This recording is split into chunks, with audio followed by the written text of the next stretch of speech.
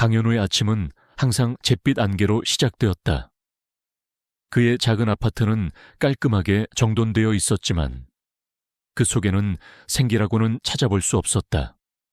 거실 한쪽 벽에는 값비싼 카메라 장비들이 가지런히 놓여 있었고 또 다른 벽에는 수많은 사진들이 인화되기만을 기다리며 쌓여 있었다. 그는 프리랜서 사진작가였다. 그의 손끝에서 탄생하는 사진들은 생동감 넘치고 아름다웠지만 정작 그의 삶은 그가 담아내는 세상과는 동떨어져 있었다. 5년 전 사랑하는 여동생 지민의 의문스러운 죽음은 그의 삶을 송두리째 흔들어 놓았다. 그 이후로 현우는 깊은 슬픔과 자책감에 갇혀버렸다. 그는 지민을 지키지 못했다는 죄책감에 시달렸고 세상과의 소통을 끊은 채 자신만의 작은 공간에 숨어 지냈다. 그는 타인의 시선을 두려워했다. 사람들이 자신의 눈빛에서 지민을 잃은 슬픔과 죄책감을 읽어낼까봐, 혹은 자신을 나약하고 무능한 존재로 볼까봐 두려웠다. 그래서 그는 의도적으로 사람들과 거리를 두었다. 그의 식사는 늘 간단했다. 전자레인지에 든 즉석식품이나 차갑게 식어버린 배달 음식, 젓가락이 그릇에 부딪히는 소리, 시계 초침 소리, 그리고 창문 틈으로 새어들어오는 바람 소리만이 그의 아파트에 가득했다. 때때로 그는 의미 없는 셔터 소리를 내며 카메라를 만지작거렸다. 그것만이 그가 세상과 연결되는 유일한 통로였다. 그의 유일한 안식처는 그의 여자친구 박지훈이었다. 지훈은 따뜻하고 다정하며 현우의 어둡고 복잡한 내면을 이해해 주려 노력하는 유일한 사람이었다. 그녀는 현우의 그림자 속 삶을 걷어내기 위해 애썼고 그의 차가운 마음에 따뜻한 온기를 불어넣었다. 현우는 지훈을 사랑했지만 그 사랑마저도 조심스러웠다. 혹시라도 자신의 불행한 과거가 지훈에게 짐이 될까봐, 그녀마저 잃게 될까봐 두려웠다.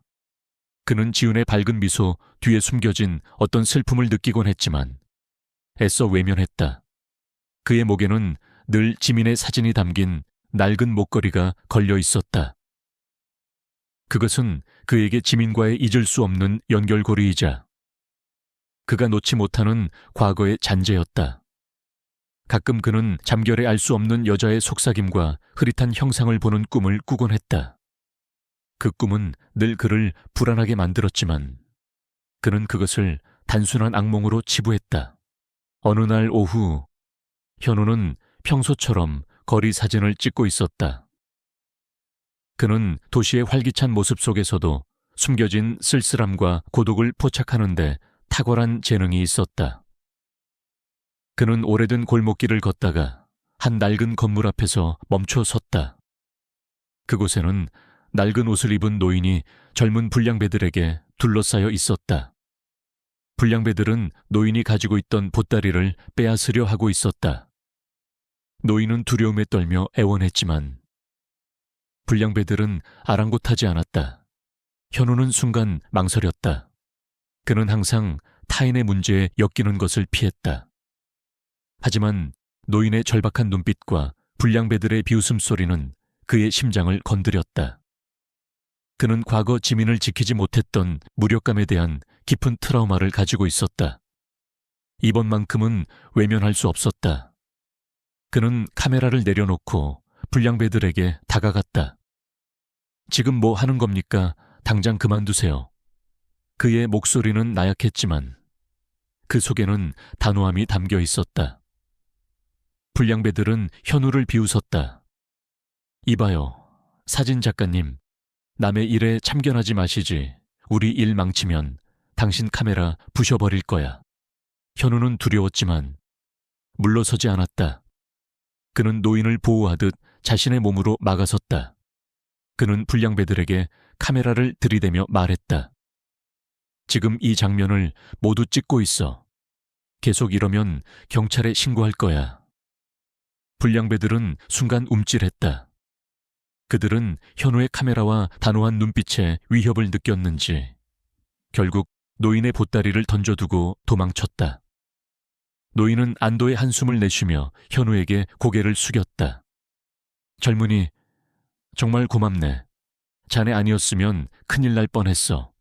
현우는 노인의 보따리를 주워 건네고 그의 얼굴에 드리워진 삶의 흔적을 카메라에 담았다.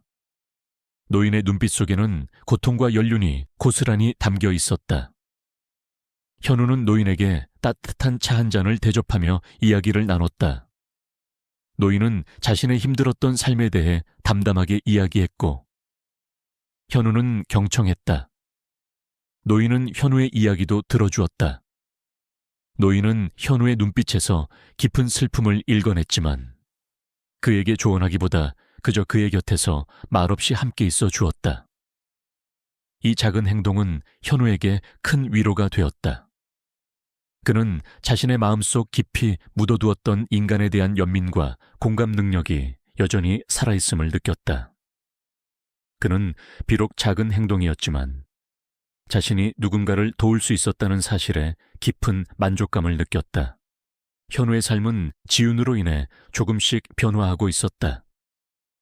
그는 지윤과의 관계 속에서 안정을 찾았고 그녀의 따뜻한 시선은 그의 얼어붙었던 마음에 온기를 불어넣었다. 그는 지윤에게 자신의 과거를 조금씩 털어놓기 시작했지만 지민의 죽음에 대한 자세한 이야기는 여전히 비밀로 간직했다. 그는 지윤이 자신의 아픔 때문에 힘들어할까봐 두려웠다. 하지만 현우는 지윤에게서 미묘한 이상함을 느끼곤 했다. 그녀는 종종 아무 말 없이 어딘가로 사라졌다가 늦게 돌아오곤 했다. 현우가 어디에 갔다 왔는지 물으면 그녀는 항상 모호하게 둘러댔다. 친구를 만났어. 혹은 잠깐 바람 좀 쐴 겸 나갔다 왔어. 그녀의 눈빛에는 뭔가 숨기는 듯한 불안감이 엿보였다. 현우는 그녀의 말을 믿으려 노력했지만 마음 한구석에는 작은 의심의 씨앗이 심어졌다.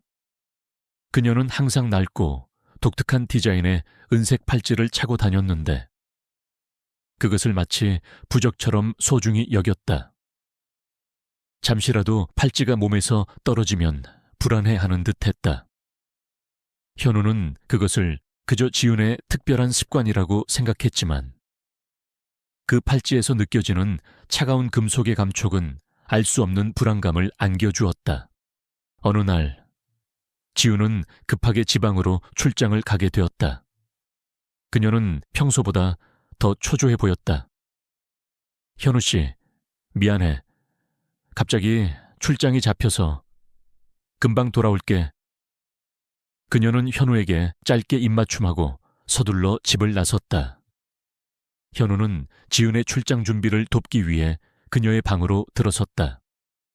지윤의 방은 그녀의 성격처럼 아기자기하고 따뜻한 분위기였다. 현우는 침대 옆 협탁에 놓인 책들을 정리하다가 실수로 오래된 동화책 한 권을 떨어뜨렸다. 책이 바닥에 부딪히는 순간 그 속에서 낡고 빛바랜 사진 한 장이 툭 떨어져 나왔다. 현우는 무심코 사진을 집어들었다. 사진 속에는 맑게 웃고 있는 젊은 남자가 있었다. 현우는 사진 속 남자를 보자마자 숨을 들이켰다. 그의 심장이 쿵 하고 떨어지는 듯했다. 사진 속 남자는 마치 거울을 보는 듯 자신과 똑같이 생긴 얼굴이었다. 똑같은 눈빛, 똑같은 코, 똑같은 인매, 심지어 머리 스타일과 옷차림까지도 현우와 흡사했다. 현우는 자신의 눈을 비볐지만 사진 속 남자는 여전히 그와 똑같이 웃고 있었다. 그는 혼란에 빠졌다. 그는 떨리는 손으로 사진 뒷면을 뒤집었다. 사진 뒷면에는 펜으로 쓴 듯한 정갈한 글씨가 또렷하게 적혀 있었다. 나의 첫 번째 민준에게, 나의 첫 번째 민준에게. 이 문구를 읽는 순간 현우의 머릿속은 복잡한 생각들로 가득 찼다. 민준, 그건 흔한 이름이었다. 하지만 나의 첫 번째 민준에게라는 문구는 무엇을 의미하는가? 마치 자신이 두 번째 민준이라도 되는 것처럼 들렸다. 그는 사진 속 남자와 자신이 똑같이 생긴 이유, 그리고 이 남자가 누구인지에 대한 의문으로 머릿속이 터질 것만 같았다. 배신감, 혼란, 그리고 알 수 없는 불안감이 그를 덮쳤다. 지우는 자신에게 무언가를 숨기고 있었다. 그것도 아주 커다란 비밀을. 그는 지훈에게 전화를 걸려 했지만 이미 그녀는 공항으로 향하고 있었다. 그녀의 전화는 꺼져 있었다.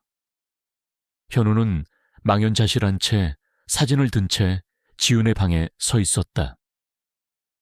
그의 삶은 이 한 장의 사진으로 인해 완전히 뒤바뀌었다. 그의 평온했던 일상은 산산조각났다. 그는 이 사진 속 남자의 정체와 지훈의 숨겨진 비밀을 반드시 파헤쳐야만 했다. 그의 마음속에서 잠자고 있던 탐색 본능이 깨어났다. 그는 이제 과거의 그림자에서 벗어나 새로운 진실을 찾아 나설 수밖에 없었다. 이 의문은 그를 미지의 세계로 이끌 것이 분명했다. 박지훈의 방에서 발견한 사진 한 장은 강현우의 평온했던 일상을 산산조각냈다. 나의 첫 번째 민준에게 라는 문구와 자신과 똑같이 생긴 남자, 배신감과 혼란, 그리고 알 수 없는 불안감이 그의 심장을 옥죄었다.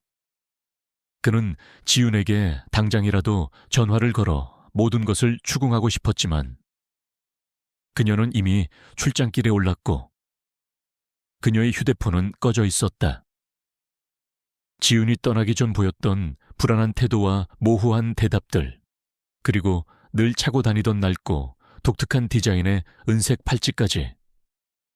모든 것이 의심스러웠다. 현우는 잠시 모든 것을 잊고 외면하려 했지만 사진 속 민준의 웃음은 뇌리에서 떠나지 않았다. 그의 아파트는 더 이상 안식처가 아니었다. 모든 것이 지훈의 비밀과 얽혀 있는 듯 느껴졌다. 그는 식음을 전폐하고 지훈의 방을 다시 뒤지기 시작했다. 무언가 단서가 더 있을 것이라고 직감했다.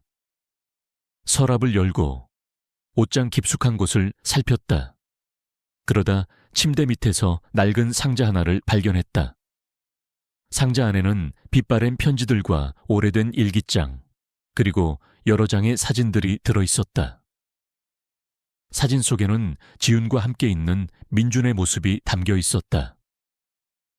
그들은 다정하게 웃고 있었고 그들의 눈빛에는 깊은 애정이 담겨 있었다.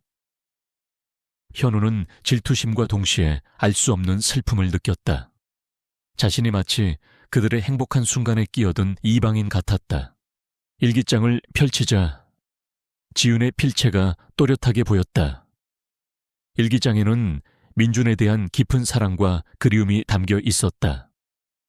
그리고 중간중간 실험, 기억, 사라짐, 피닉스 그룹과 같은 알 수 없는 단어들이 등장했다. 특히 피닉스 그룹이라는 단어가 반복적으로 등장했는데 지훈은 이 그룹이 민준과 관련된 어떤 연구를 진행하고 있으며 민준이 그 연구로 인해 사라졌다고 기록하고 있었다. 현우는 머리가 복잡해졌다. 민준은 누구인가? 지훈은 왜 그와 똑같이 생긴 남자의 사진을 숨기고 있었으며 피닉스 그룹과 실험은 대체 무엇을 의미하는가? 그는 지훈의 방에서 나온 후 강한 충동에 휩싸였다. 이 모든 비밀을 직접 파헤쳐야 한다는 충동. 그는 더 이상 과거의 그림자에 갇힌 나약한 자신으로 남아있을 수 없었다. 지민의 죽음처럼 지훈의 비밀 또한 그를 집어삼킬지도 모른다는 두려움이 엄습했다. 그는 노트북을 켜고 피닉스 그룹을 검색하기 시작했다. 피닉스 그룹은 겉으로는 최첨단 생명공학과 AI 기술을 연구하는 거대 기업으로 알려져 있었다. 하지만 인터넷에는 피닉스 그룹이 비밀리에 비윤리적인 인체 실험을 진행한다는 루머들이 떠돌고 있었다.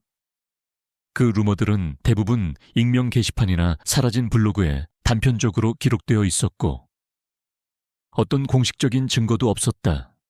현우는 지은의 일기장 속에서 단서를 찾아냈다. 일기장에는 지은이 자주 방문하는 곳으로 보이는 한 오래된 정신병원에 대한 언급이 있었다. 그 병원은 도시 외곽에 위치한 곳으로 지도에도 잘 표시되지 않는 외딴 곳이었다. 지은은 종종 그곳에서 민준을 만난다고 기록했다. 현우는 지은이 출장에서 돌아오기 전에 모든 것을 알아내야 한다고 생각했다. 그는 카메라 장비를 챙기고 지은의 일기장에서 본 병원 주소를 입력하며 차를 몰았다. 그의 심장은 불안감과 함께 알 수 없는 기대감으로 뛰었다. 낡은 정신병원은 음산하고 스산한 분위기를 풍겼다. 병원 건물은 오래되어 벽에는 넝쿨이 뒤덮여 있었고 창문은 깨져 있었다. 마치 시간이 멈춘 듯한 곳이었다. 현우는 조심스럽게 병원 안으로 들어섰다. 복도는 길고 어두웠으며 곰팡이 냄새와 오래된 약품 냄새가 뒤섞여 코를 찔렀다. 그의 발소리가 텅 빈 복도에 울려 퍼졌다. 그는 지민을 잃었던 그날처럼 다시 한번 미지의 공포에 직면한 듯했다. 하지만 이번에는 물러서지 않을 것이라고 다짐했다. 병원의 낡은 기록실에서 현우는 백발의 노인과 마주쳤다. 노인은 수많은 서류 더미 속에서 무언가를 찾고 있었다. 그는 이재원, 엘리의 재원 박사였다. 이재원 박사는 이 병원의 전임 의사였으며 현재는 병원의 기록을 관리하고 있는 유일한 사람이었다. 그의 눈빛은 깊고 온화했지만 동시에 어떤 슬픔을 간직하고 있는 듯했다. 현우는 조심스럽게 이재원 박사에게 다가갔다. 저 박지훈이라는 사람을 찾고 있습니다. 혹시 이 병원에 자주 오는지 아십니까? 현우는 지훈의 사진을 보여주며 물었다. 이재원 박사는 사진을 보더니 눈썹을 살짝 찡그렸다. 박지훈, 그 아가씨. 가끔 이곳에 오기는 하지. 그런데 무슨 일로 그녀를 찾는가? 그의 목소리에는 경계심이 담겨 있었다. 그는 현우를 수상하게 여기는 듯했다. 현우는 자신의 상황을 설명하려 했지만 이재원 박사는 말을 끊었다. 이곳은 외부인에게 정보를 제공하는 곳이 아닙니다. 돌아가 주십시오. 그는 단호하게 말했다. 현우는 절박했다. 그는 이재원 박사가 무언가를 알고 있다고 직감했다. 그는 어떻게든 그를 설득해야 했다. 현우는 주머니에서 지민의 사진이 담긴 낡은 목걸이를 꺼내 보이며 말했다. 제게는 아주 중요한 일입니다. 제 여동생의 죽음과도 관련이 있을지도 모릅니다. 제 여동생도 저와 비슷한 일을 겪었을지도 모릅니다.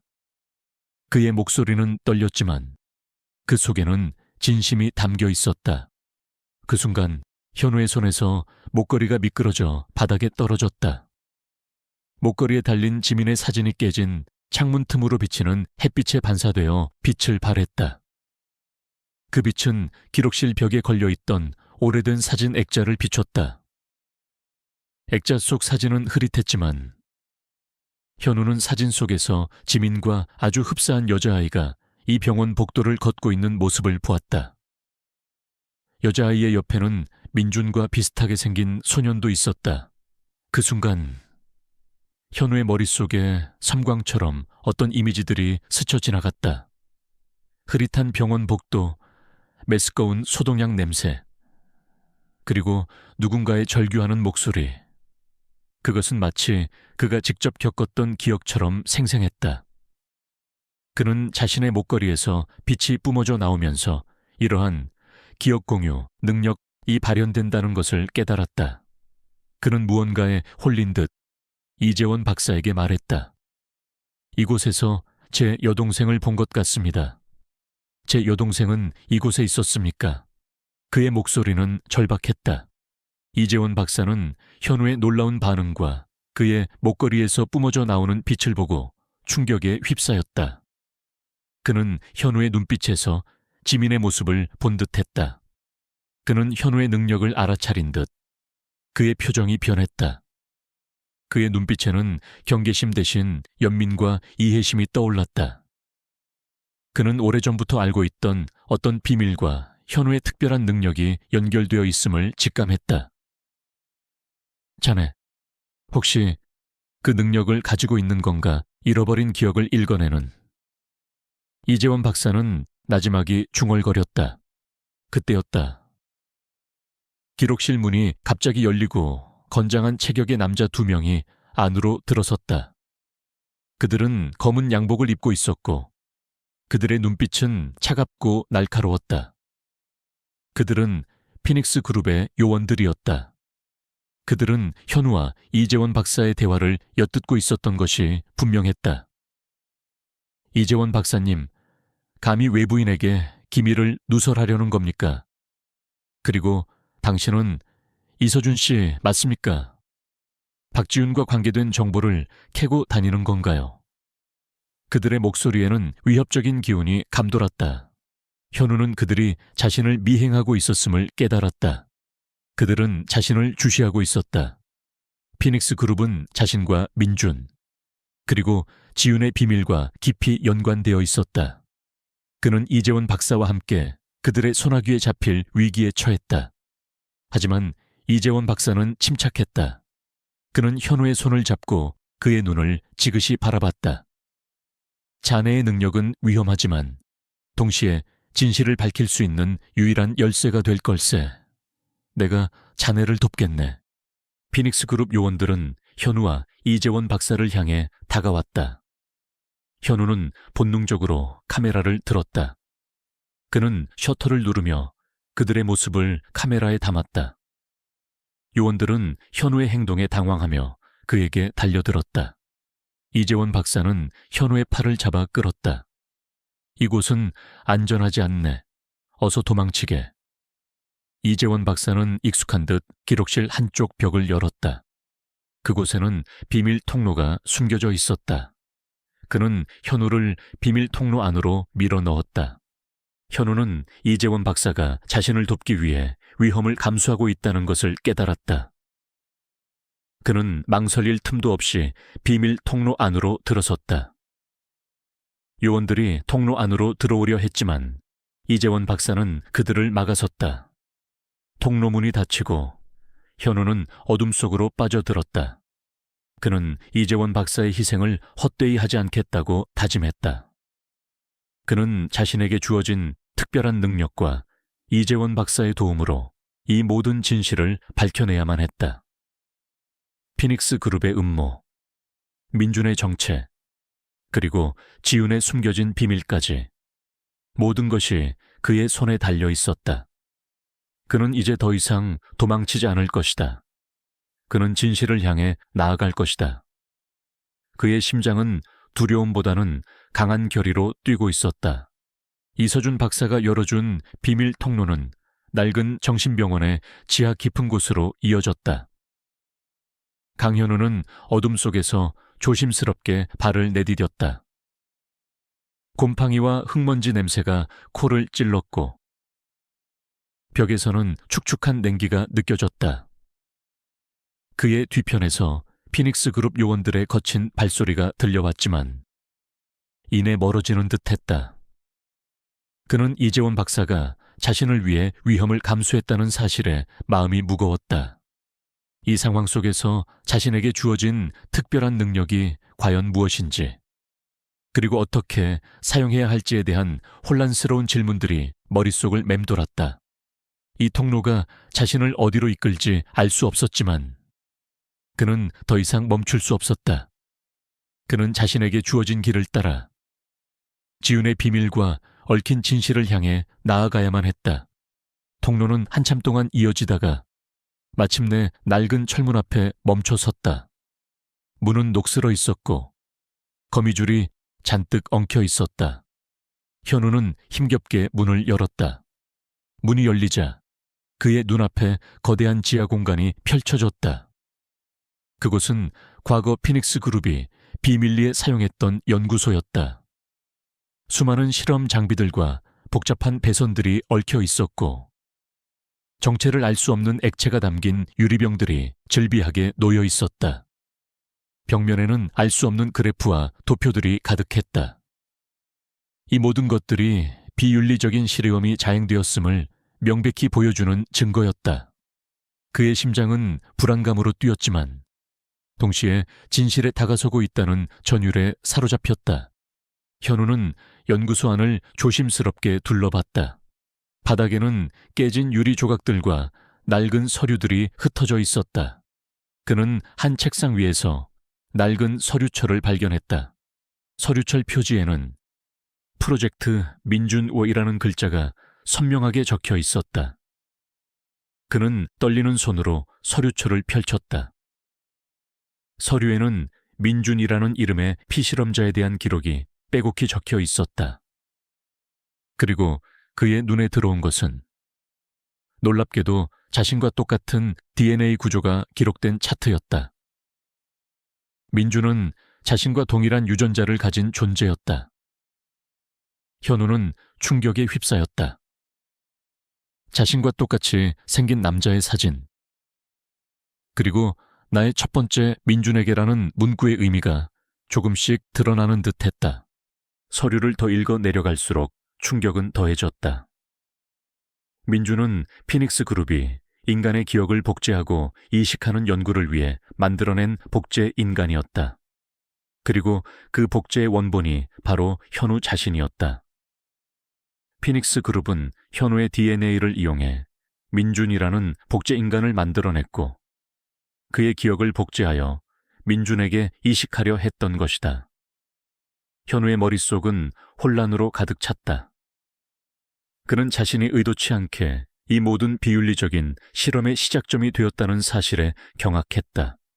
그리고 서류의 마지막 페이지에는 프로젝트 지민 산타이라는 새로운 이름이 등장했다. 현우는 숨을 들이켰다. 프로젝트 지민은 현우의 여동생 지민과 관련된 프로젝트였다. 피닉스 그룹은 지민의 특별한 뇌 활동을 인지하고 그녀 또한 기억 복제 실험의 중요한 열쇠라고 판단했던 것이다. 그들은 지민에게도 민준과 유사한 실험을 진행하려 했고 그 과정에서 지민이 연구소를 탈출하려다 사고를 당해 죽음에 이르렀다는 내용이 암시되어 있었다. 지민의 죽음이 단순한 사고가 아니라 피닉스 그룹의 비윤리적인 실험과 연관되어 있었다는 진실이 드러나는 순간이었다. 현우는 주체할 수 없는 분노와 슬픔에 휩싸였다. 5년 전 그를 짓눌렀던 지민의 죽음에 대한 죄책감과 무력감이 다시금 그를 덮쳤다. 그는 복수심에 사로잡혔다. 바로 그때 연구소 입구에서 거친 발소리가 들려왔다. 피닉스 그룹 요원들이 현우를 찾아낸 것이었다.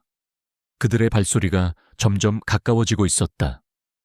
현우는 서류철을 품에 안고 몸을 숨길 곳을 찾았다. 그는 낡은 캐비닛 뒤에 몸을 웅크렸다. 요원들은 연구소 안으로 들어섰다. 그들은 현우를 찾기 위해 연구소 곳곳을 뒤지기 시작했다. 현우는 숨을 죽이며 그들의 움직임을 주시했다. 그의 심장은 발각될까봐 두려움에 격렬하게 뛰었다. 이서준, 어디 숨었어? 어서 나와 순순히 협조하면 목숨은 살려줄 테니. 요원 중 한 명이 위협적으로 소리쳤다. 그들은 현우의 이름을 서준이라고 잘못 알고 있었다. 현우는 그들이 자신을 민준의 원본이자 민준의 기억을 공유할 수 있는 다른 서준으로 착각하고 있음을 깨달았다. 그의 존재 자체가 그들에게 위협이 되었던 것이다. 요원들이 캐비닛에 점점 더 가까이 다가왔다. 현우는 절박했다. 그는 어떻게든 이곳을 벗어나야 했다. 그때 그의 손에 들린 지민의 목걸이가 미세하게 떨리는 것을 느꼈다. 그리고 그의 눈앞에 캐비닛에 비친 희미한 빛 속에서 또 다른 환영이 나타났다. 그것은 지민의 목소리였다. 오빠, 도망쳐. 지민의 목소리는 흐릿했지만 그 속에는 간절함이 담겨 있었다. 그리고 환영 속에서 캐비닛에 낡은 문짝에 숨겨진 잠금 장치가 보였다. 그것은 단순한 잠금 장치가 아니라 내부에서만 열 수 있는 비밀 해제 장치였다. 현우는 본능적으로 그 잠금 장치를 만졌다. 그의 손이 닿는 순간 목걸이에서 강렬한 푸른빛이 뿜어져 나왔다. 빛은 캐비닛 문짝에 새겨진 알 수 없는 문양을 비췄고 문양이 새겨진 부분이 미세하게 떨리더니 덜컹하는 소리와 함께 캐비닛에 숨겨진 부분이 열렸다. 그곳에는 연구소 밖으로 연결되는 비상 통로가 나타났다. 그의 기억 공유 능력이 단순히 과거의 기억을 보는 것을 넘어 특정한 물체에 숨겨진 비밀 장치를 활성화시키는 능력으로 확장된 것이었다. 저기 있다. 요원들이 현우를 발견하고 그에게 달려들었다. 현우는 망설일 틈도 없이 비상 통로 안으로 몸을 던졌다. 통로는 좁고 어두웠지만 그는 필사적으로 기어갔다. 요원들이 통로 안으로 들어오려 했지만 통로가 너무 좁아 들어올 수 없었다. 그들은 분노의 찬 목소리로 현우에게 소리쳤다. 현우는 통로 끝에서 희미한 빛을 발견했다. 그는 빛을 향해 기어갔고 마침내 통로 끝에 다다랐다. 그곳은 낡은 창고 건물과 연결되어 있었다. 그는 숨을 헐떡이며 몸을 일으켰다. 그의 옷은 흙먼지로 뒤덮여 있었고 그의 팔에는 상처가 생겨 있었다. 하지만 그의 얼굴에는 두려움 대신 강한 결의가 깃들어 있었다. 그는 이제 피닉스 그룹의 모든 비밀을 알게 되었다. 그의 여동생 지민의 죽음, 그리고 민준이라는 복제인간의 존재까지. 그때 창고 문이 열리고 누군가 안으로 들어섰다. 현우는 순간 몸을 움츠렸다. 하지만 그 사람은 바로 이재원 박사였다. 이재원 박사는 현우를 보자마자 안도의 한숨을 내쉬었다. 현우 씨 무사했군요. 당신이 그곳에 있을 줄 알았네. 이재원 박사의 얼굴에는 걱정스러운 표정이 역력했다. 그는 현우를 따라 이곳으로 온 것이었다. 현우는 이재원 박사에게 자신이 연구소에서 발견한 서류들을 내밀었다. 박사님, 이 모든 게 사실이었어요. 민주는 복제 인간이었고 제 DNA로 만들어졌습니다. 그리고 지민이의 죽음도 피닉스 그룹과 관련이 있었어요. 현우의 목소리는 격앙되어 있었다. 그의 눈빛은 분노와 슬픔으로 이글거렸다. 이재원 박사는 서류들을 받아들고 천천히 읽어 내려갔다. 그의 얼굴은 점점 굳어졌다. 이런 끔찍한 짓을. 그는 탄식했다. 자네의 능력은 이 모든 진실을 밝힐 수 있는 열쇠가 될 걸세. 자네의 능력은 단순한 기억 공유가 아니야. 물체에 숨겨진 에너지, 혹은 기억의 파동을 읽어내고 그것을 시각화하는 능력일세. 자네의 여동생, 지민도 같은 능력을 가지고 있었어. 그래서 피닉스 그룹이 지민을 노렸던 거야.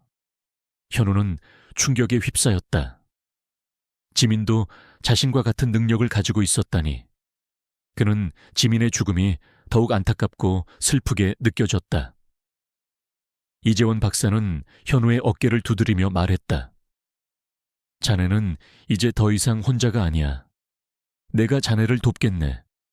우리가 함께 이 피닉스 그룹의 만행을 세상에 알려야 해.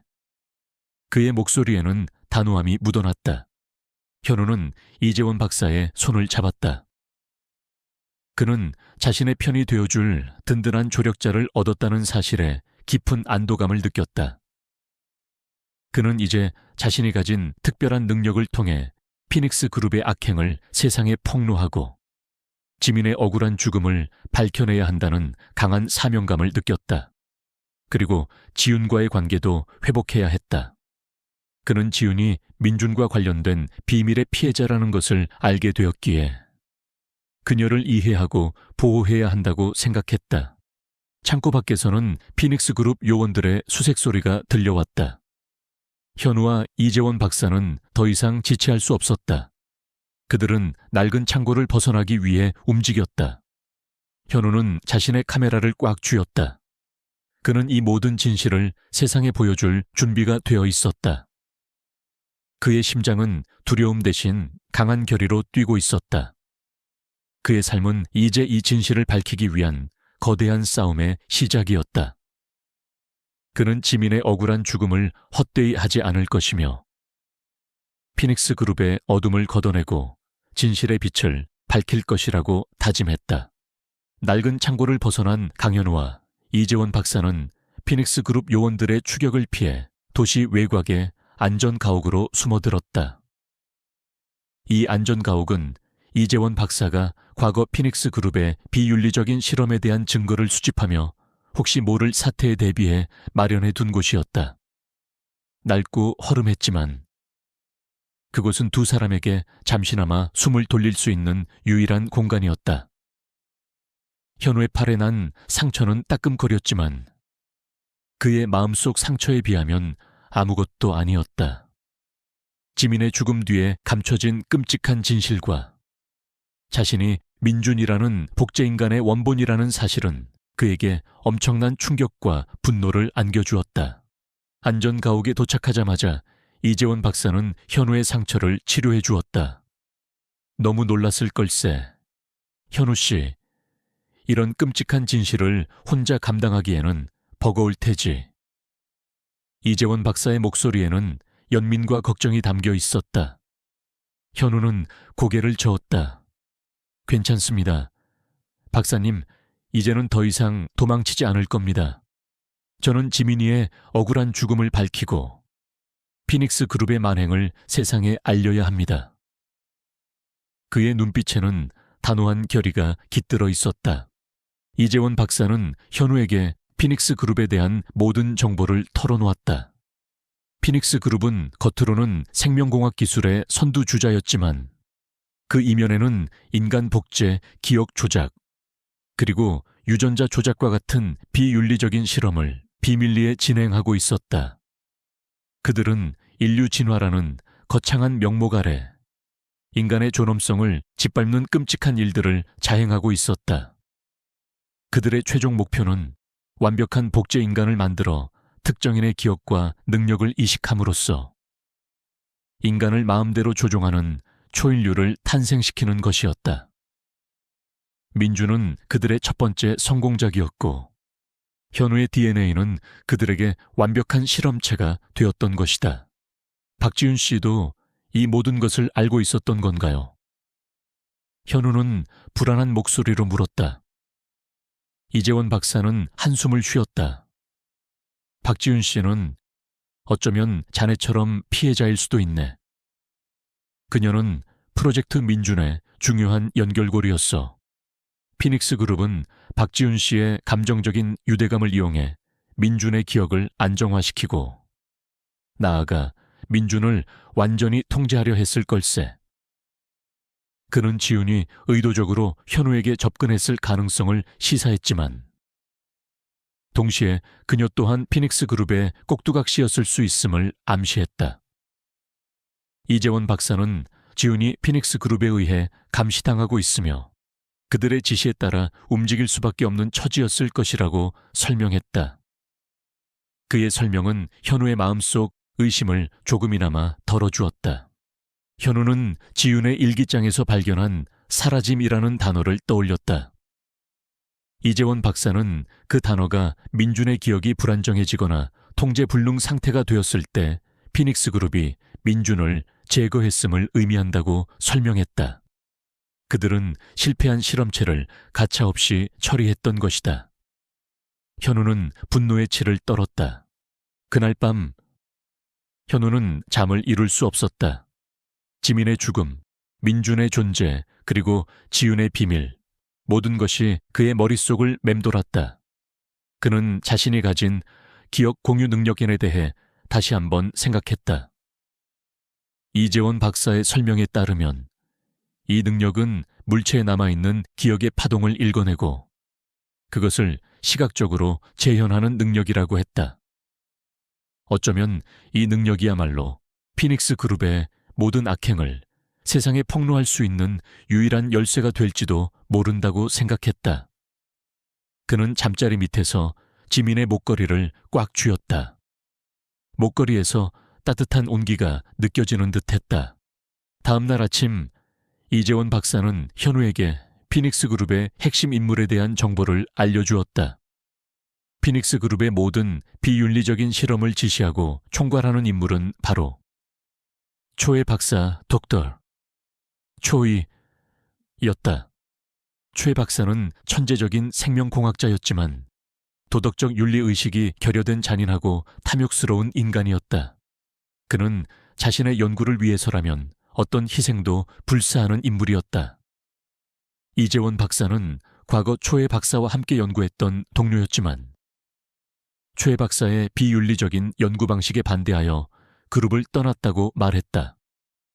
그는 최 박사의 실험에 대한 결정적인 증거를 가지고 있었지만 피닉스 그룹의 감시 때문에 세상에 공개할 수 없었다. 우리가 가진 가장 강력한 무기는 자네의 능력일세. 현우 씨. 그리고 이 증거들이지. 하지만 최 박사는 만만치 않은 상대야. 그는 이미 자네를 찾기 위해 모든 수단과 방법을 동원하고 있을 걸세. 이재원 박사는 현우에게 경고했다. 실제로 최 박사는 현우가 사라진 것을 알아차리자마자 그를 추적하기 시작했다. 그는 현우가 자신의 비밀을 알아냈을지도 모른다고 직감했다. 그는 피닉스 그룹의 막대한 자원과 인력을 동원하여 현우와 이재원 박사를 찾기 위해 혈안이 되었다. 도시 곳곳에 현우의 사진이 뿌려졌고 그를 목격하면 즉시 신고하라는 현상금이 걸렸다. 피닉스 그룹의 사설 경비대와 정보 분석팀은 현우의 모든 행적을 추적하며 그를 압박해왔다. 현우는 자신이 마치 먹잇감이 된 듯한 기분이었다. 현우와 이재원 박사는 안전가옥 밖으로 나갈 수 없었다. 그들은 안전가옥 안에서 최 박사의 다음 수를 예측하고 그의 음모를 막을 방법을 강구했다. 현우는 자신의 능력을 시험하기 시작했다. 그는 이재원 박사가 가지고 있던 피닉스 그룹의 옛 실험 장비들을 만져보았다. 그의 손이 장비에 닿자 지민의 목걸이에서 푸른빛이 뿜어져 나오며 그의 눈앞에 홀로그램 영상이 나타났다. 영상 속에는 최 박사가 잔인하게 실험을 진행하는 모습, 고통스러워하는 피실험자들의 얼굴, 그리고 지민이 실험실에서 도망치려 애쓰는 모습이 생생하게 재현되었다. 현우는 이 모든 기억들이 단순히 과거의 영상이 아니라 그 안에 담긴 감정까지도 고스란히 전달된다는 것을 알았다. 그는 분노와 슬픔에 몸을 떨었다. 이 능력이라면 초의 박사의 모든 만행을 세상에 폭로할 수 있을 겁니다. 현우는 흥분한 목소리로 말했다. 이재원 박사는 고개를 끄덕였다. 그렇네. 하지만 이 능력을 사용할 때는 극심한 정신적 소모가 따를 걸세. 그리고 최 박사가 이 능력을 역이용하려 할 수도 있어. 조심해야 해. 이재원 박사는 현우에게 자신의 능력에 대한 위험성을 경고했다. 초의 박사가 기억 공유 능력을 탐내고 있을 것이며 그 능력을 이용해 피실험자들의 기억을 완전히 조작하거나 삭제하려 할지도 모른다고 말했다. 현우는 자신이 최 박사의 다음 목표가 될 수 있음을 깨달았다. 그는 자신의 능력이 양날의 칼과 같다는 것을 알았다. 며칠 후 이재원 박사는 믿을 만한 언론사 기자에게 연락을 시도했다. 하지만 최 박사는 이미 모든 언론을 장악하고 있었다. 그들은 피닉스 그룹에 대한 어떠한 비판적인 기사도 보도하지 못하도록 막았고 오히려 현우를 미치광이 그룹의 기밀을 빼내려는 산업 스파이로 매도하는 여론을 형성했다. 현우는 언론의 마녀 사냥에 좌절했다. 아무도 자신의 말을 믿어주지 않을 것이 분명했다. 세상은 돈과 권력에 의해 좌우되고 있었다. 그러던 중 이재원 박사는 이지원, 리지원 이라는 젊은 기자를 알게 되었다. 이지원은 정의감이 투철하고 권력에 굴하지 않는 성격을 가진 기자였다. 그녀는 피닉스 그룹에 대한 의혹을 오랫동안 추적해왔지만 번번이 상부의 압력에 부딪혀 기사를 내지 못하고 있었다. 이재원 박사는 이지원 기자에게 몰래 연락하여 현우의 이야기를 전달했다. 이지원 기자는 처음에는 반신반의했지만 이재원 박사의 진심과 그가 제시하는 증거들에 흥미를 느꼈다. 그녀는 현우를 만나기로 결정했다. 현우와 이재원 박사는 극비리에 이지원 기자를 만났다. 현우는 이지원 기자에게 자신의 모든 이야기를 털어놓았다. 지민의 죽음, 민준의 존재, 피닉스 그룹의 비윤리적인 실험, 그리고 자신의 특별한 능력까지. 이지원 기자는 현우의 이야기에 깊은 충격을 받았다. 그녀는 현우의 진심과 그의 능력에 대한 확신을 얻었다. 믿을 수 없는 이야기지만 저는 당신을 믿습니다. 현우 씨, 제가 당신의 편이 되어줄게요. 이 모든 진실을 세상에 폭로해야 합니다. 이지원 기자의 눈빛은 정의감으로 불타올랐다. 그녀는 현우의 든든한 조력자가 되어줄 것을 약속했다. 그녀는 언론의 힘을 이용해 최 박사의 악행을 세상에 폭로하고 현우의 결백을 증명하기로 결심했다. 현우는 이지원 기자를 통해 지윤의 행방에 대한 단서를 얻었다. 이지원 기자의 정보원에 따르면 지윤은 최 박사의 명령으로 모종의 임무를 수행하기 위해 피닉스 그룹의 핵심 연구시설로 향하고 있다고 했다. 그곳은 숲 깊은 곳에 숨겨진 비밀 기지였다. 최 박사는 현우의 능력에 대한 정보를 입수하고 민준의 기억을 완전히 조작하기 위한 마지막 실험을 준비하고 있었다. 그리고 그 실험에 지윤을 이용하려 했던 것이다. 지윤의 목숨이 위태로울지도 모르는 상황이었다. 현우는 서둘러 지윤을 찾아 나서야 했다. 이지원 기자는 현우에게 최 박사의 핵심 연구시설에 대한 정보를 알려주며 그곳으로 진입할 수 있는 방법과 내부 구조에 대한 지도를 건넸다. 이곳은 최 박사의 가장 비밀스러운 곳입니다. 경비가 삼엄할 거예요. 조심하세요. 현우 씨. 이지원 기자는 걱정스러운 목소리로 말했다. 그녀는 자신이 할 수 있는 모든 지원을 아끼지 않을 것이라고 약속했다. 현우는 지윤의 목숨이 위태롭다는 사실에 마음이 급해졌다. 그는 지윤이 의도적으로 자신을 속인 것이 아니라 피닉스 그룹에 의해 이용당하고 있었다는 사실에 안타까움을 느꼈다. 그는 더 이상 지체할 수 없었다. 이재원 박사는 현우의 어깨를 두드리며 말했다. 자네의 능력을 믿게. 현우 씨, 그리고 나도 함께 가겠네. 혼자서는 무리일세. 이재원 박사는 현우와 함께 초해 박사의 비밀 연구시설로 향하기로 결심했다. 최 박사의 비밀 연구시설로 가는 길은 험난했다. 숲은 빽빽했고 피닉스 그룹의 감시망은 삼엄했다. 그들은 숲 곳곳에 감시 카메라와 센서를 설치해 외부인의 침입을 막고 있었다. 현우는 이재원 박사와 함께 숲속을 헤치고 나아갔다. 그의 심장은 두려움과 함께 알 수 없는 기대감으로 뛰었다. 그는 자신의 능력을 이용해 이 모든 것을 막아야 했다. 그의 손목에 차인 낡은 시계가 째깍거리는 소리가 유난히 크게 들렸다. 시간은 촉박했다. 그는 이 싸움에서 반드시 이겨야만 했다. 피닉스 그룹의 비밀 연구시설로 향하는 길은 강현우가 상상했던 것보다 훨씬 더 험난했다. 숲은 짙은 안개로 뒤덮여 있었고 앙상한 나뭇가지들은 마치 살아있는 유령처럼 그의 앞을 가로막는 듯했다. 최 박사가 설치한 감시 카메라와 동작 센서들이 숲 곳곳에 숨어 있었고 현우와 이재원 박사는 그들의 눈을 피해 은밀하게 움직여야 했다. 숲의 정적을 깨고 들려오는 바람소리는 마치 알 수 없는 속삭임처럼 현우의 귀를 스쳤다. 그의 심장은 불안감으로 격렬하게 뛰었지만 그의 눈빛은 흔들림 없었다. 지훈을 구하고 지민의 죽음에 대한 진실을 밝히며 최 박사의 모든 악행을 세상에 폭로해야 한다는 강한 의지가 그를 이끌었다. 몇 시간을 걸었을까? 숲의 안개가 걷히면서 거대한 철문이 눈앞에 나타났다. 철문 뒤에는 육중한 콘크리트 건물이 어둠 속에 잠겨 있었다. 이곳이 바로 최 박사의 비밀 연구시설이자 지훈이 갇혀 있을지도 모르는 곳이었다. 철문 옆에는 경비 초소가 있었고 건장한 경비원 2명이 경계를 서고 있었다.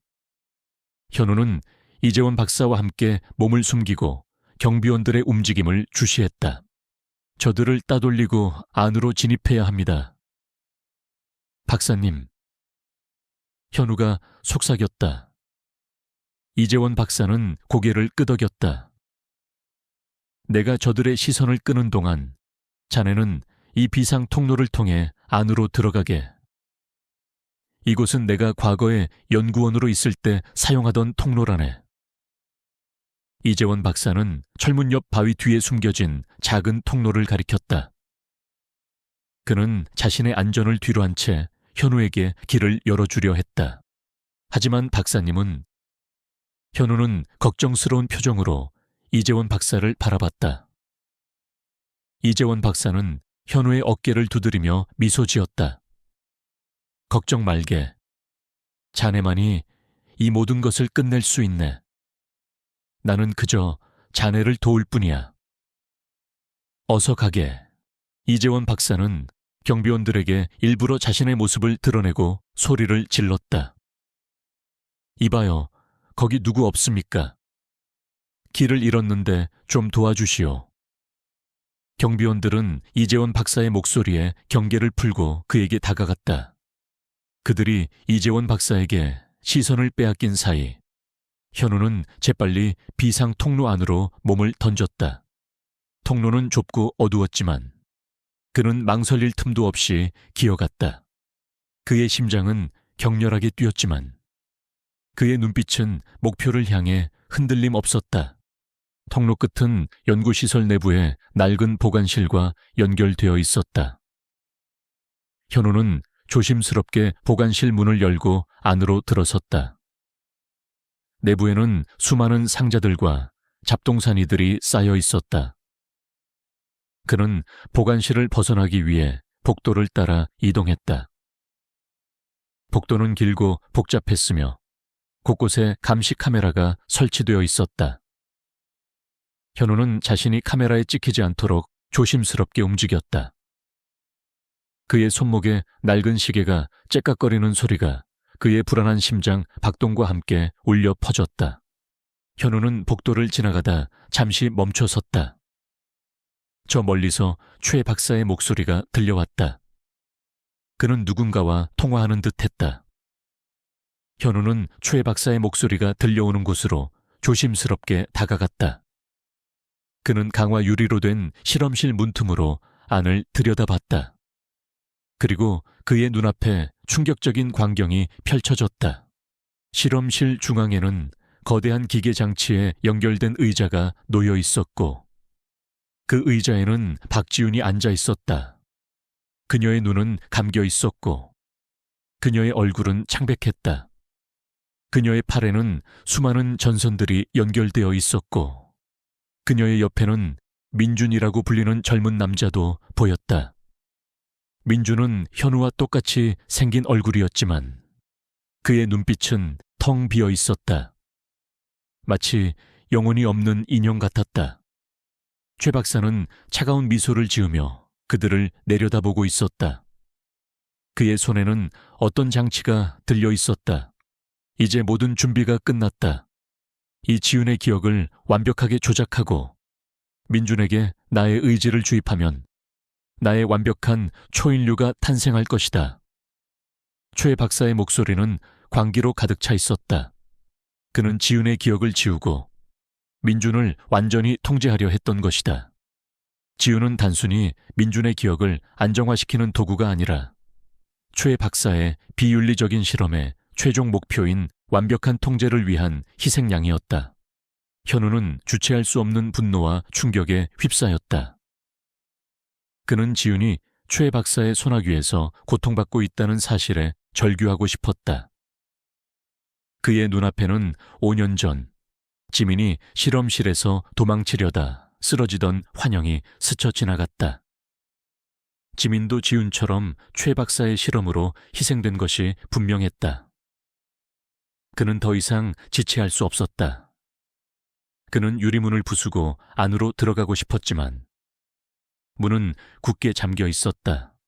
바로 그때 현우의 손에 들린 지민의 목걸이에서 강렬한 푸른빛이 뿜어져 나왔다. 빛은 실험실 문에 새겨진 피닉스 그룹의 로고를 비췄다. 로고는 미세하게 진동했고 현우의 머릿속에 섬광처럼 어떤 이미지들이 스쳐 지나갔다. 그것은 이 실험실 문을 열 수 있는 비밀 코드와 최 박사가 실험을 진행하는 동안 잠시 장치를 비활성화시키는 타이밍에 대한 기억이었다.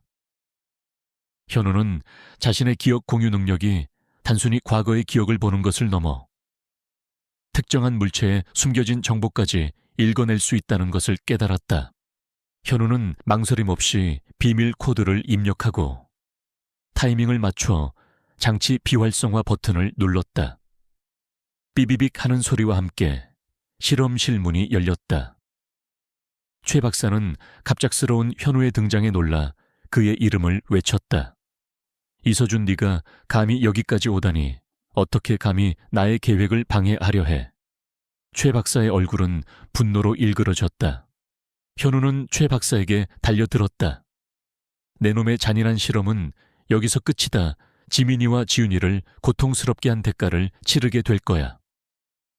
현우의 목소리는 분노로 떨렸지만 그의 눈빛은 확고했다. 최 박사는 현우의 능력을 과소평가한 듯 그를 비웃었다. 건방진 녀석 내까짓게 감히 나를 막을 수 있을 것 같으냐. 최 박사는 자신의 손에 들린 장치를 조작하여 지윤의 기억을 완전히 삭제하려 했다. 현우는 그의 행동을 막기 위해 필사적으로 달려들었다. 그는 자신의 손에 들린 지민의 목걸이를 최 박사의 장치에 가져다 댔다. 목걸이에서 뿜어져 나오는 강렬한 푸른빛이 최 박사의 장치를 감쌌고 장치는 순간적으로 오작동을 일으키며 굉음을 냈다. 그리고 그 빛 속에서 생생한 홀로그램 영상이 실험실 전체에 나타났다. 영상은 마치 실제를 보는 듯 생생했다. 첫 번째 장면은 최 박사가 은밀한 뒷거래를 통해 수많은 사람들을 실험 대상으로 삼아 비윤리적인 복제 및 기억 조작 실험을 진행하는 모습이었다. 그의 잔인하고 탐욕스러운 웃음소리가 실험실에 울려 퍼졌다. 영상 속에서 고통스러워하는 피실험자들의 얼굴과 그들의 절규가 생생하게 재현되었다. 최 박사는 자신의 악행이 이토록 완벽하게 재현될 것이라고는 상상조차 하지 못했을 것이다. 이어지는 영상은 더욱 충격적이었다.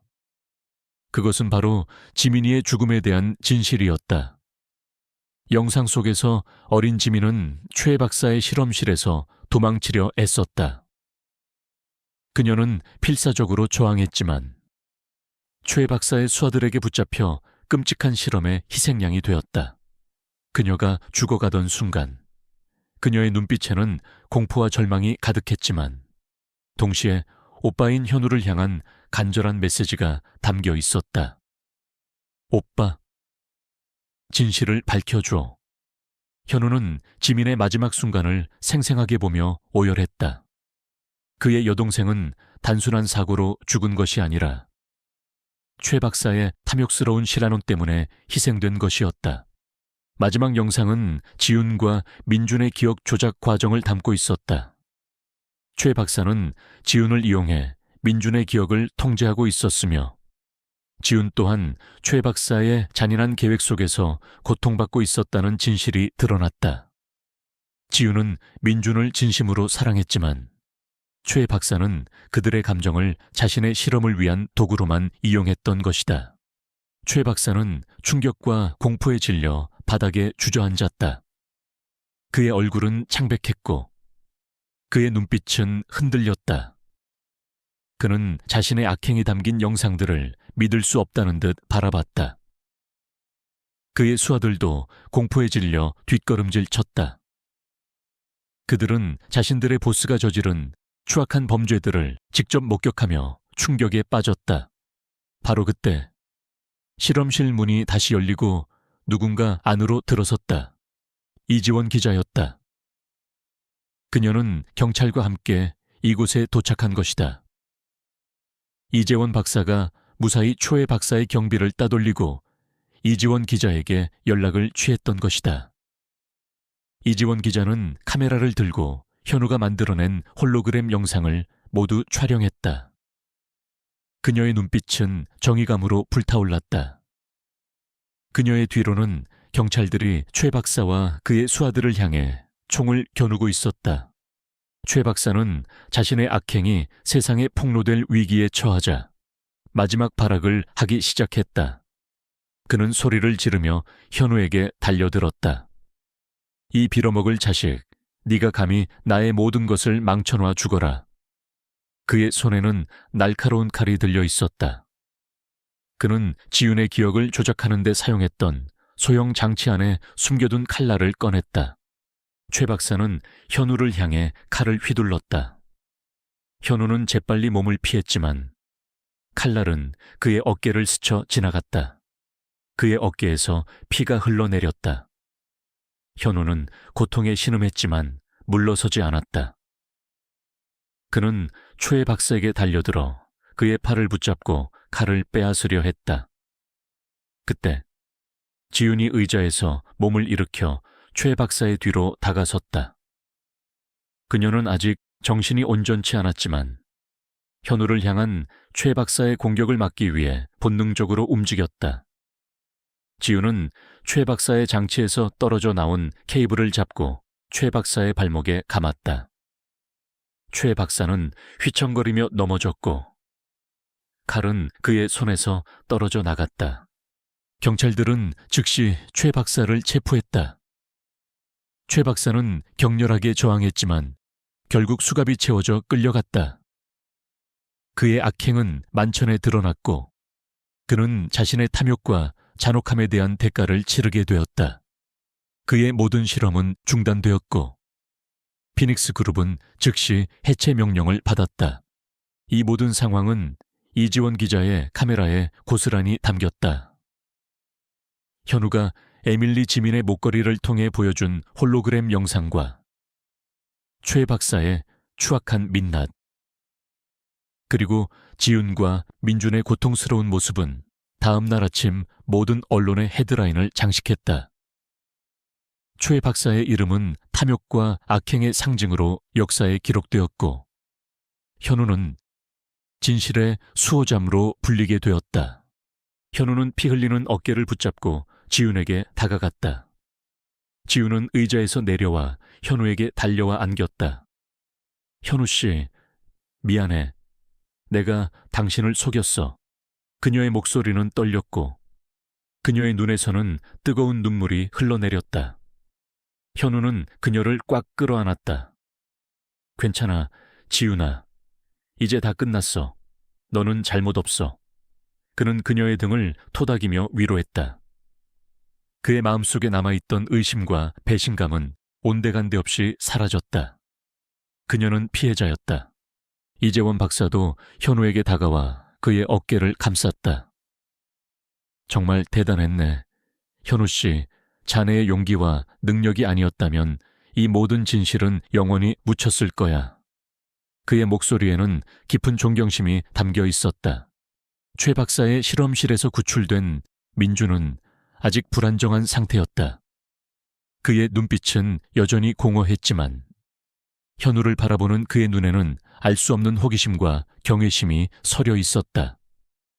그는 현우의 DNA로 만들어진 복제 인간이었지만 어쩌면 그 또한 자신의 운명을 개척할 수 있는 새로운 시작을 맞이할지도 모른다는 희망이 보였다. 현우는 피곤했지만 그의 마음은 평온했다. 그는 마침내 지민의 억울한 죽음을 밝히고 최 박사의 악행을 세상에 폭로했다. 그리고 지은과의 관계도 회복했다. 그의 삶은 이제 새로운 국면을 맞이할 것이었다. 그는 더 이상 과거의 그림자에 갇힌 나약한 존재가 아니었다. 그는 이제 진실을 밝히고 고통받는 이들을 돕는 진실의 수호자로 거듭날 것이었다. 그의 손목에 낡은 시계가 째깍거리는 소리가 그의 승리를 알리는 듯했다. 피닉스 그룹의 비밀 연구시설에서 초의 박사가 체포되고 모든 진실이 세상에 드러난 지 며칠이 흘렀다. 강현우의 어깨 상처는 아물어가고 있었지만 그의 마음속 깊이 새겨진 상처들은 여전히 선명했다. 지민의 억울한 죽음, 자신이 복제인간 민준의 원본이라는 충격적인 사실, 그리고 지윤이 겪어야 했던 고통까지 모든 것이 그를 짓눌렀다. 그러나 그는 더 이상 혼자가 아니었다. 이재원 박사와 이지원 기자, 그리고 무엇보다 지윤이 그의 곁을 지키고 있었다. 그들은 함께 진실을 마주했고 함께 아픔을 나누며 새로운 평화를 향해 나아가고 있었다. 최 박사의 체포 소식은 전 세계를 충격에 빠뜨렸다. 피닉스 그룹의 비윤리적인 생체 실험과 인간 복제 시도는 모든 언론의 헤드라인을 장식했다. 최 박사는 살인, 인체 실험, 기억 조작 등의 혐의로 기소되었고 그의 추악한 민낯은 전 세계인들의 공분을 샀다. 피닉스 그룹은 즉각 해체 명령을 받았으며 그들의 모든 자산은 정부에 의해 몰수되어 피해자들을 위한 기금으로 사용될 예정이었다. 최 박사의 광기 어린 야망은 그렇게 허무하게 막을 내렸다. 현우는 이재원 박사와 이지원 기자와 함께 모든 진실을 언론에 공개했다. 현우가 지민의 목걸이를 통해 보여준 홀로그램 영상은 최 박사의 잔인한 실험 과정을 생생하게 담고 있었고 이는 그 어떤 증거보다 강력했다. 현우는 진실의 수호자로 불리며 전 세계적인 영웅으로 떠올랐다. 그의 용기 있는 행동은 많은 사람들에게 희망을 주었고 그의 이야기는 고통받는 이들에게 위로가 되었다. 가장 중요한 것은 박지윤의 회복이었다. 그녀는 최 박사의 기억 조작 실험으로 인해 심각한 정신적 충격을 받았지만 현우의 헌신적인 사랑과 이재원 박사의 전문적인 치료 덕분에 조금씩 안정을 되찾았다. 그녀는 현우에게 모든 것을 털어놓았다. 그녀는 과거 민준과의 인연, 그리고 최 박사가 민준을 통해 현우의 기억을 조작하려 했던 계획까지 모든 것을 이야기했다. 그녀는 최 박사의 협박에 의해 현우에게 접근할 수밖에 없었음을 고백하며 눈물을 흘렸다. 현우는 그녀를 따뜻하게 안아주며 괜찮다고 속삭였다. 그의 마음속에 남아있던 작은 의심조차 완전히 사라졌다. 지우는 죄인이 아니라 그저 또 다른 피해자였을 뿐이었다. 그녀는 이제 더 이상 불안해하거나 숨기지 않았다. 그녀의 눈빛은 이전의 순수하고 따뜻한 빛을 되찾았다. 그녀는 현우의 가장 소중한 존재가 되었다. 민준이의 상태도 점차 호전되었다. 이재원 박사의 돌봄 아래 민준은 안정적인 환경에서 치료를 받았다. 그는 아직 불안정했지만 현우와 지윤의 따뜻한 보살핌 속에서 조금씩 감정을 표현하기 시작했다. 이재원 박사는 민준이 복제 인간이라기보다 초의 박사의 잔인한 실험으로 인해 특별한 능력을 지닌 새로운 형태의 존재가 되었다고 설명했다. 민준은 현우의 DNA를 공유하고 있었지만 점차 자신만의 독립적인 인격을 형성해가고 있었다. 그는 세상에 대한 호기심을 보였고 현우를 바라보는 눈빛에는 존경심과 함께 알 수 없는 유대감이 느껴졌다. 현우는 민준을 단순한 복제 인간이 아닌 자신의 또 다른 가족으로 받아들였다. 이재원 박사는 최 박사의 몰락 이후 피닉스 그룹의 옛 연구시설을 재정비하여 진실의 빛 연구소를 설립하는 데 앞장섰다. 이 연구소는 현우의 기억 공유 능력을 과학적으로 연구하고 이를 바탕으로 잃어버린 기억이나 트라우마로 고통받는 사람들을 치유하는 것을 목표로 삼았다. 이재원 박사는 이 연구소의 소장이 되었고, 현우는 그의 특별한 능력을 활용하여 연구소의 핵심 연구원이자 치료사로 활동하기 시작했다. 그는 자신의 고통스러운 경험을 통해 얻은 깨달음을 바탕으로 사람들을 치유하는 데 헌신했다. 그는 더 이상 과거의 그림자에 갇히지 않았다. 그의 삶은 타인을 위한 의미 있는 방향으로 나아가기 시작했다. 진실의 빛 연구소의 설립 소식은 전 세계적으로 큰 반향을 일으켰다. 수많은 사람들이 자신의 잃어버린 기억이나 해소되지 않은 트라우마를 치유하기 위해 연구소를 찾아왔다. 현우는 자신의 능력을 활용하여 그들의 아픈 기억을 읽어내고 그들이 진실과 화해할 수 있도록 도왔다. 그는 단순한 기억 공유를 넘어 기억 속의 감정까지도 공감하며 사람들의 마음을 어루만졌다. 그의 따뜻한 공감 능력은 많은 사람들에게 기적과도 같은 치유를 선사했다. 현우는 직접 상담과 치료 세션에 참여하며 사람들의 이야기를 듣고 그들의 삶에 긍정적인 영향을 미쳤다. 그의 노력 덕분에 수십 년 동안 잃어버렸던 가족을 찾은 이들, 끔찍한 사고의 기억을 극복하고 새 삶을 시작한 이들이 생겨났다.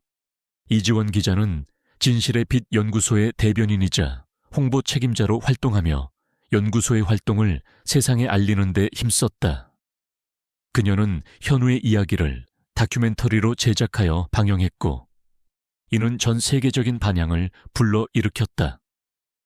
현우의 용기 있는 행동과 그의 특별한 능력은 많은 사람들에게 희망과 영감을 주었다. 이지원은 현우의 가장 든든한 지지자이자 조력자였다. 그녀는 언론의 힘을 이용해 피닉스 그룹과 같은 비윤리적인 연구가 다시는 일어나지 않도록 사회의 감시를 촉구했다. 어느 날 저녁, 현우는 지훈과 함께 연구소의 작은 휴게실에 앉아 차를 마시고 있었다.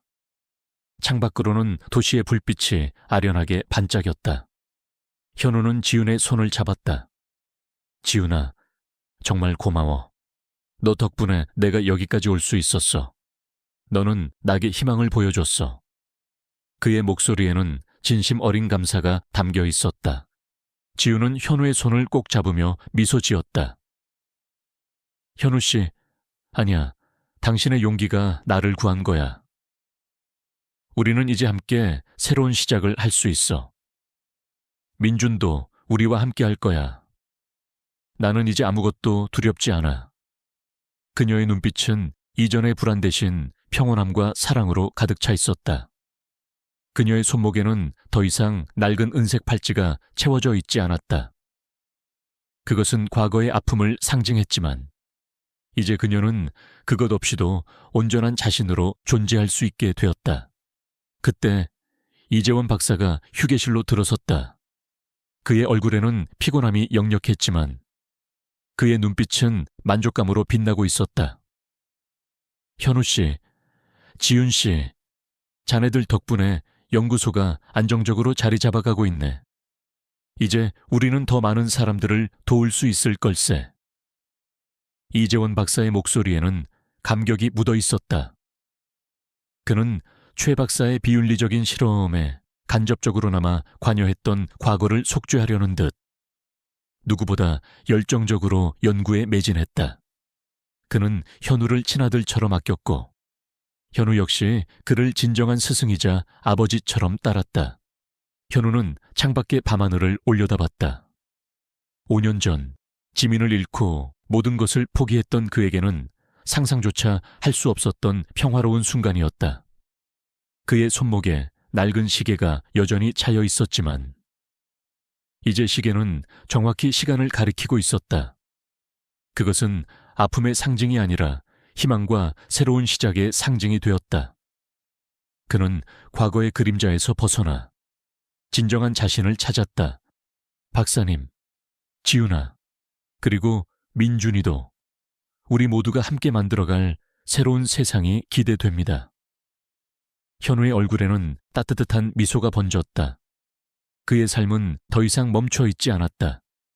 그는 이제 희망의 등대가 되어 세상의 빛을 비출 것이었다.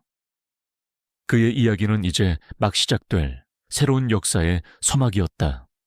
최 박사의 몰락과 피닉스 그룹의 해체 이후 2년, 그리고 진실의 빛 연구소가 설립된 지 2년이 흘렀다. 강현우의 손목에 채워진 낡은 시계는 이제 더 이상 멈춰 있지 않았다. 그 시계는 그에게 주어진 두 번째 기회, 그리고 그가 걸어온 고통스러운 여정의 증표이자 희망의 상징이 되었다. 그의 삶은 잃어버린 열정과 목적을 되찾은 것은 물론 수많은 사람들에게 빛을 선사하는 희망의 등대가 되었다. 강현우의 명성은 국내외를 막론하고 빠르게 퍼져나갔다. 그는 더 이상 과거의 그림자에 갇힌 나약한 건축가가 아니었다. 그는 진실의 빛 연구소의 수장이자 기억의 상처를 치유하고 진실을 밝히는 기억, 치유 전문가로 불렸다. 그의 저서 멈춰버린 시간, 다시 흐르다모는 전 세계 10개국에서 번역되어 베스트셀러가 되었고, 그 인쇄는 연구소의 재정을 튼튼히 하여 더 많은 사람들을 도울 수 있는 기반이 되었다. 책의 내용은 그의 잃어버린 기억을 찾는 여정, 지민의 죽음에 얽힌 진실, 그리고 피닉스 그룹의 만행을 폭로하는 과정이 담겨 있었다. 많은 독자들이 그의 용기와 진심에 감동했고, 그의 이야기는 고통받는 이들에게 큰 위로와 희망을 주었다.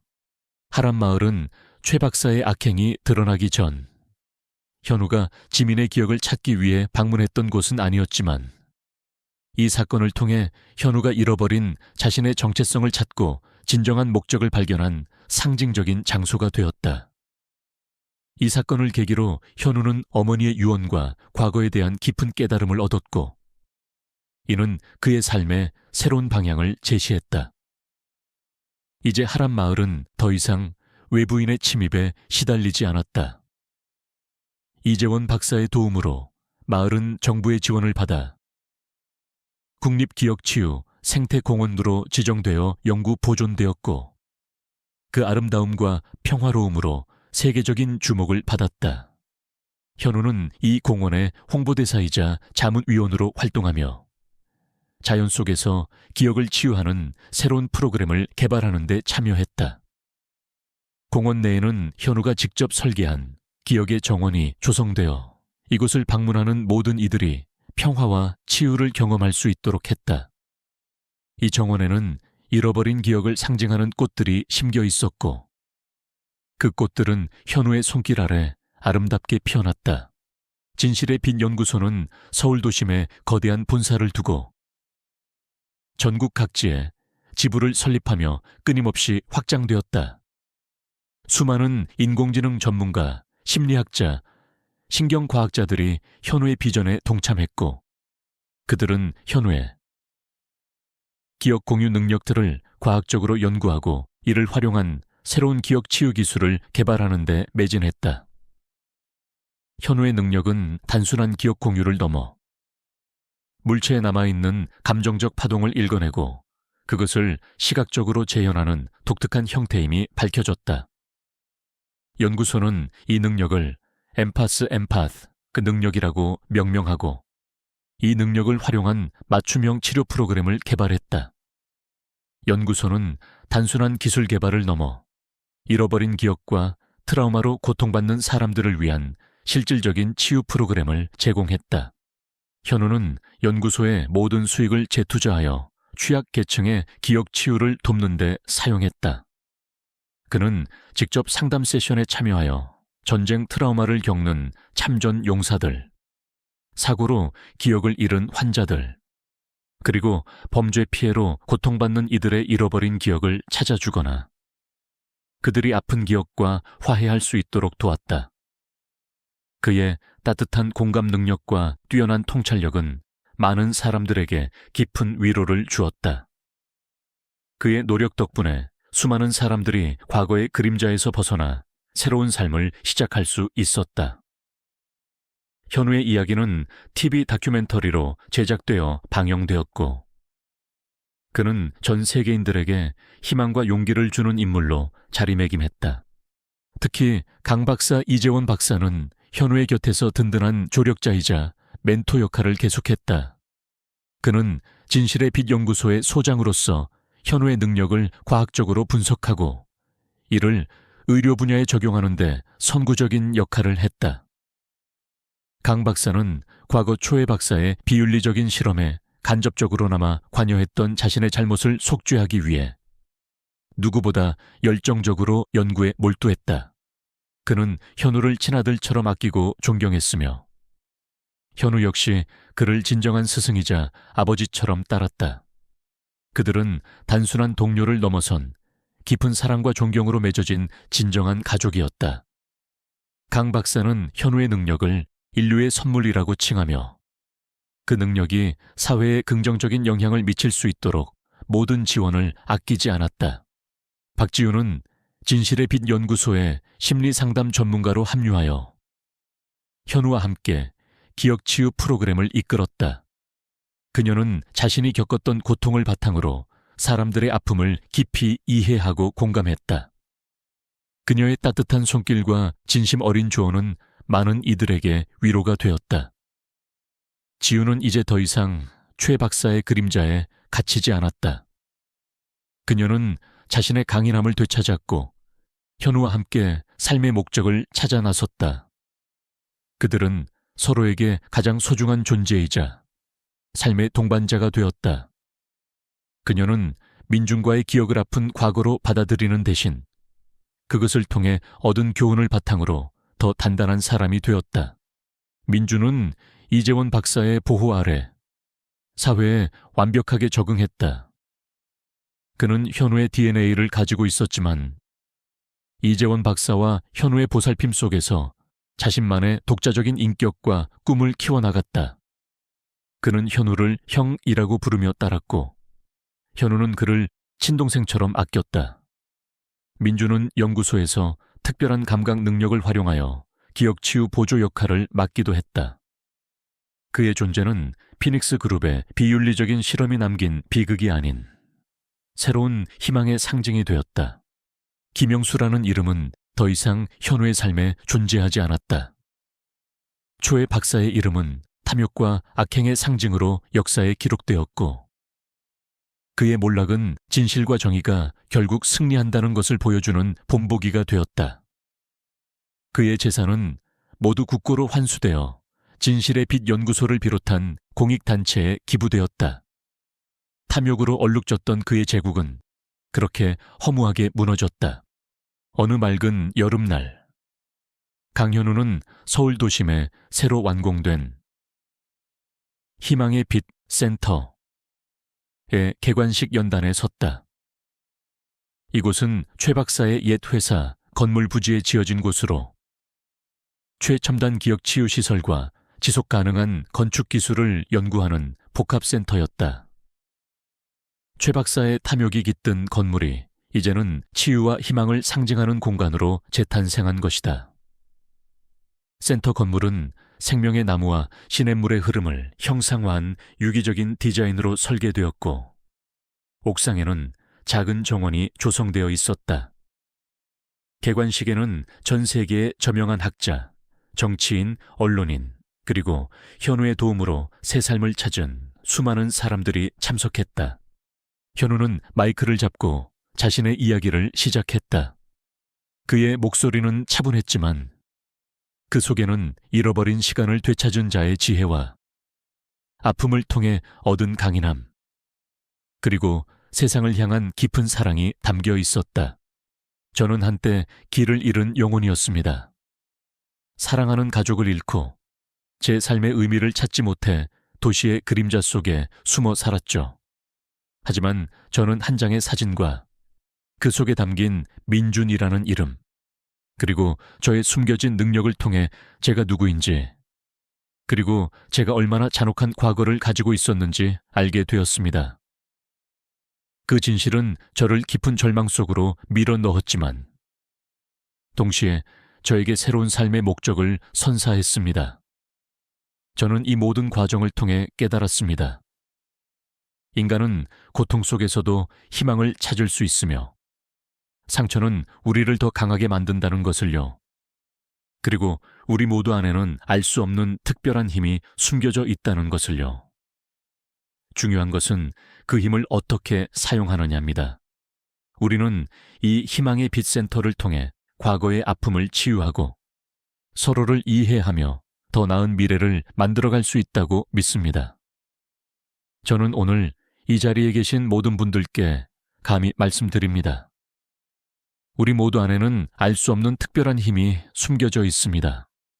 그 힘을 믿고 두려워하지 말고 여러분만의 지도에 없는 길을 걸어가십시오. 그 길의 끝에는 분명 여러분의 삶을 통째로 뒤바꿀 아름다운 세상이 기다리고 있을 것입니다. 그의 강연은 참석자들에게 깊은 울림을 주었다. 많은 사람들이 눈물을 흘렸고 그의 용기와 진심에 아낌없는 박수를 보냈다. 강연이 끝난 후 수많은 사람들이 현우에게 다가와 자신의 기이한 경험을 이야기하거나 그의 이야기가 자신들의 삶에 얼마나 큰 위로와 영감을 주었는지 고백했다.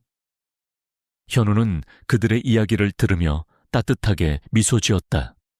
그는 더 이상 혼자가 아니었다. 그의 삶은 이제 수많은 사람들과 연결되어 있었다. 연단 아래에서 이재원 박사는 현우와 그의 곁에 서 있는 지윤, 그리고 조금 떨어진 곳에서 현우를 자랑스럽게 바라보는 민준을 보며 흐뭇한 미소를 지었다. 그의 눈가에는 행복의 눈물이 맺혀 있었다. 강연이 끝난 후 그는 현우에게 다가가 따뜻하게 손을 잡았다. 정말 멋있었네, 현우 씨. 자네는 이제 내가 알던 그 평범한 아이가 아니야. 진정한 영웅이 되었네. 이재원 박사의 말에 현우는 겸손하게 미소 지었다.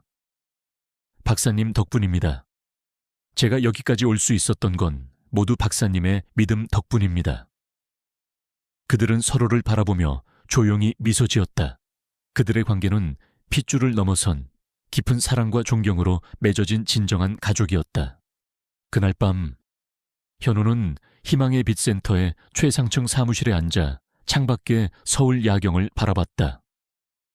화려한 도시의 불빛은 더 이상 그에게 공허함을 안겨주지 않았다.